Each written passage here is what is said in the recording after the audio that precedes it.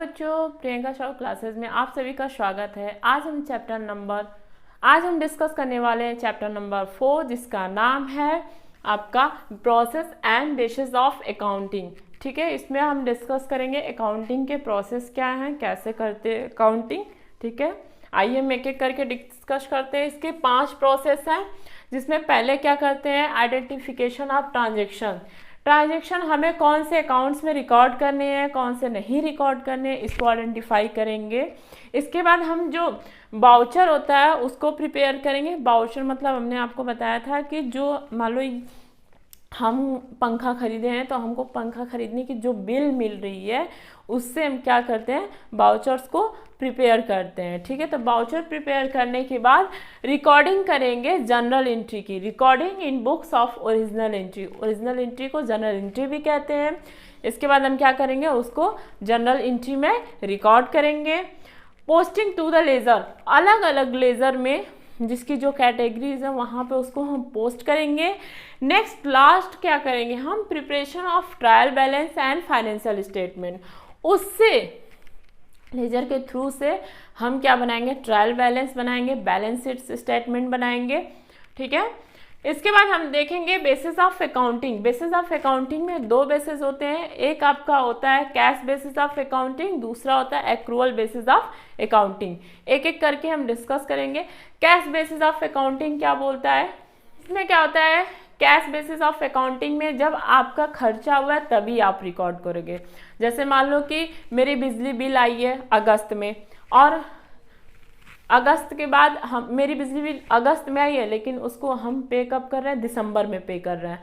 तो जब दिसंबर में पे कर रहे हैं तो उस खर्चे को हम कब लिखेंगे, दिसंबर में लिखेंगे। ठीक है, मैं आप लोगों को ट्यूशन पढ़ा रही हूँ, मान लो ऑनलाइन मतलब ऑफलाइन या ऑनलाइन कोचिंग करा रही हूँ, मुझे फीस चाहिए जून की, मुझे फीस कब मुझे इनकम कब मिल रही है, फीस कब आपसे मिल रही है, मान लो अगस्त में मिल रही है, तो उसको हम कब लिखेंगे, कब शो करेंगे, अगस्त में शो करेंगे। ठीक है, एक्रूअल बेसिस आपका यही कहता है, कैश बेसिस आपका यही कहता है। अंडर दिस बेसिस इनकम और not recorded unless they are receive in cash.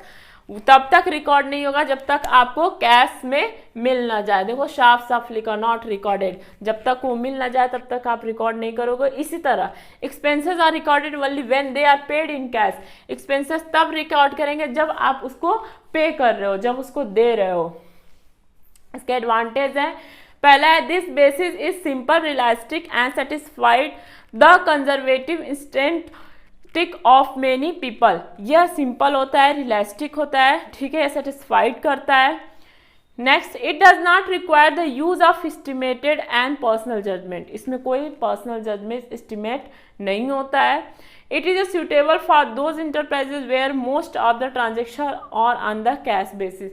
ये उसके लिए सूटेबल है जहाँ पे कैश ट्रांजेक्शन ज़्यादा होता है, जैसे प्रोफेशनल लोगों के पास, डॉक्टर, लॉयर्स, इनको फीस आप देते हो, कैश में पे करते हो, तो इन लोग के लिए ज़्यादा सूटेबल होता है। ठीक है, बिजनेसमैन के लिए नहीं। डिसएडवांटेज क्या है, देखो किसी चीज़ के गुण होते हैं, दोष होते हैं, दोष होते हैं तो गुण होते हैं। ठीक है, दोनों होते हैं, एक सिक्के के दोनों पहलू हैं।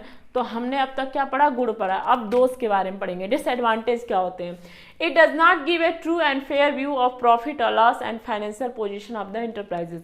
यह ट्रू फेयर वैल्यूज नहीं बताता है प्रॉफिट और लॉस का, क्योंकि आपका जो खर्चा है जब मिला तब रिकॉर्ड करोगे। ठीक है, तो ये पहले आपको ट्रू फेयर वैल्यूज नहीं बताता है। There is a great possibility of manipulation of profit in cash basis of accounting. या मैनिपुलेशन का ज़्यादा चांस होता है। Company act 2013 does not recognise it. इसको कंपनी एक्ट रिकॉग्नाइज नहीं करता है। इसके बाद हम डिस्कस करेंगे आपका एक्रूअल बेसिस ऑफ अकाउंटिंग। अब देखेंगे एक्रूअल बेसिस। ठीक है, एक्रूअल बेसिस में क्या होता है कि जब आपका खर्चा हुआ है तभी लिखेंगे, अगर आपने पैसे दिए हो या नहीं दिए हो। मान लो हमने किसी से उधार लेके आज चेयर लेके आया उधार, ठीक है, तो चेयर उधार लेके आया तो आज का ही नोट होगा, ठीक है, या हमसे कोई उधार लेके गया तो उसको हम आज ही रिकॉर्ड करेंगे, भले ही वो हम बाद में उसको पे करें, भले ही अगले महीने में उसका पेमेंट करें। इसी तरह इनकम, अगर इनकम हो गया है, मान लो हमने ये मार्कर सेल किया, 2 रुपये का इनकम हुआ है इस पर, तो उस इनकम को हम लिख देंगे, भले ही हमको 10 दिन बाद मिले, ठीक है, इससे कोई मैटर नहीं होता है। एक्रूअल बेसिस में हम क्या करते हैं, लिख देते हैं तुरंत। Under this basis, incomes are recorded when they are earned or accrued irrespective of the fact whether cash is received or not। वही बात कि हम जब मतलब इनकम जब हुआ है तभी हम उसको रिकॉर्ड कर देंगे, ठीक है, भले ही वो हमें मिला हो या नहीं मिला हो। इसका है एडवांटेज क्या होते हैं, it's follow the matching principles of accounting, यह मैचिंग प्रिंसिपल्स को फॉलो करता है। There is a consistency in the computation of profit of different year in accrual basis, इसके अंदर कंसिस्टेंसीज बनी रहती है। It is recognised by company act 2030, यह कंपनी एक्ट 2030 के अंदर रिकॉग्नाइज्ड है। इसका डिसएडवांटेज क्या है, it is not as simple as cash basis of accounting, यह कैश बेसिस ऑफ अकाउंटिंग की तरह सिंपल नहीं है। उसमें था कि आपको पैसा मिला तो रिकॉर्ड करो, नहीं मिला तो नॉट रिकॉर्ड करो, लेकिन यहाँ पे ऐसा नहीं है, यहाँ पे हमको रिकॉर्ड करना है, मिला हो या नहीं मिला हो। अरे इसके बाद यहाँ पे देखेंगे, it requires the use of estimated and personal judgement. यहाँ पे क्या है, यहाँ पे जो पर्सनल जजमेंट है वो रिक्वायर होता है। इसके बाद हम देखेंगे एक है आपका हाइब्रिड।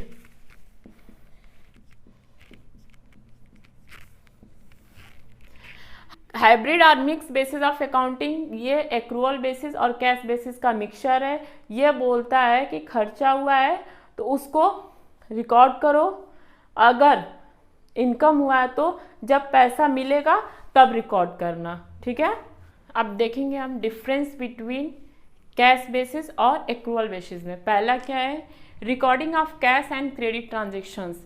तो कैश बेसिस में क्या होता है, this basis recorded only the cash transaction, यहाँ पे जो भी कैश ट्रांजेक्शन सिर्फ वही रिकॉर्ड होगा, साफ साफ लिखा हुआ है।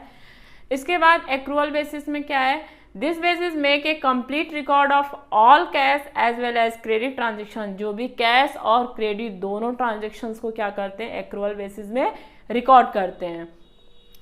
Timing of recording incomes, as per the basis only those income are recorded which have been receive in cash, वही इनकम रिकॉर्ड करेंगे कैश बेसिस में जो रिसीव हुआ है हमें कैश में।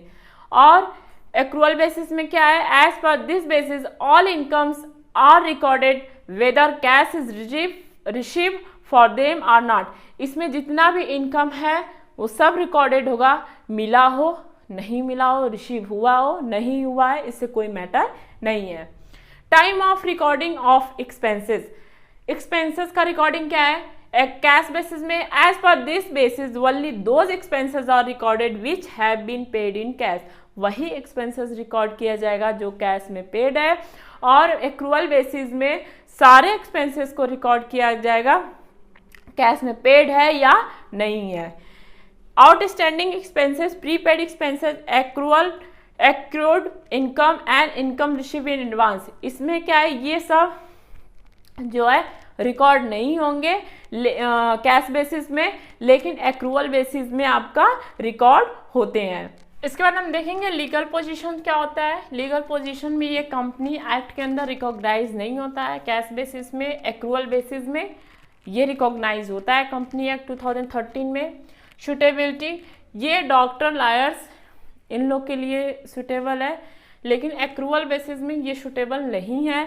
This basis is adopted by business enterprises with profit motive, ये profit motive के लिए यूज होता है ज़्यादा, ये बिजनेसमैन के लिए एक्रूअल बेसिस यूज होता है। ये एक छोटा सा चैप्टर था, आपका हो गया कंप्लीट। नेक्स्ट वीडियो में चैप्टर नंबर लेके आएंगे 5। तब तक हमारे वीडियो को लाइक कीजिए, सब्सक्राइब कीजिए, शेयर कीजिए। Thank you so much.